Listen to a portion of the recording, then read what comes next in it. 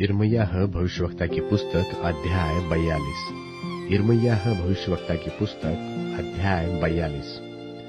तब कारेह का पुत्र योहानान, योशायाह का पुत्र याजन्याह, दलों के सब प्रधान और छोटे से लेकर बड़े तक सब लोग यिर्मयाह भविष्यवक्ता के पास आकर कहने लगे, हमारी विनती ग्रहण करके अपने परमेश्वर यहोवा से हम सबके बचे हुओं के लिए प्रार्थना कर, क्योंकि तू अपनी आंखों से देख रहा है कि हम जो पहले बहुत थे अब थोड़े ही बच गए हैं। इसलिए प्रार्थना कर कि तेरा परमेश्वर यहोवा हमको बताए कि हम किस मार्ग से चले और कौन सा काम करें।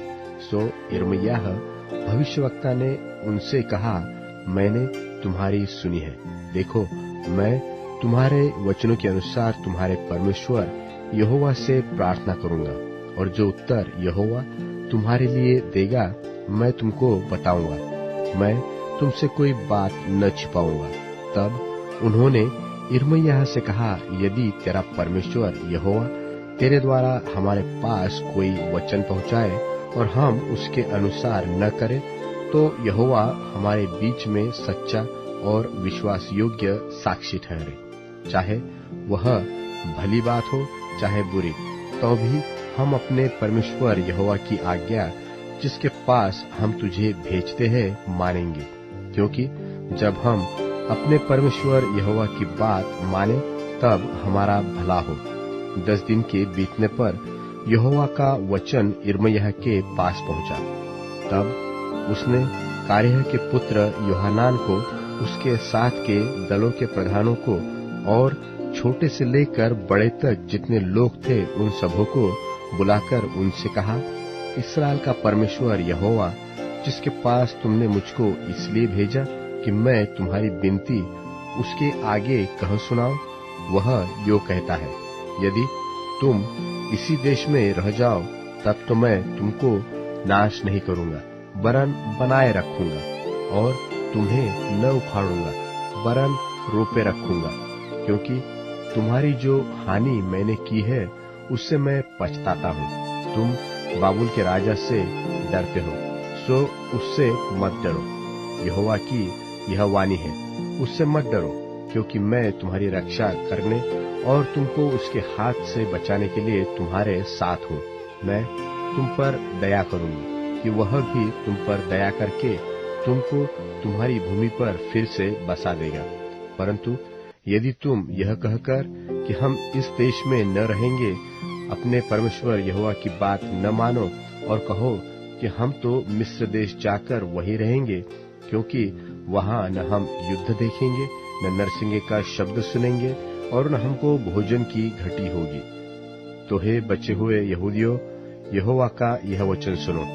इस्राएल का परमेश्वर सेनाओं का यहोवा यो कहता है कि यदि तुम सचमुच मिस्र की ओर जाने का मुंह करो और वहां रहने के लिए जाओ, तो ऐसा होगा कि जिस तलवार से तुम डरते हो वहीं वहां मिस्र देश में तुमको जा लेगी, और जिस महंगी का भय तुम खाते हो वह मिस्र देश में तुम्हारा पीछा न छोड़ेगी, और वही तुम मरोगे।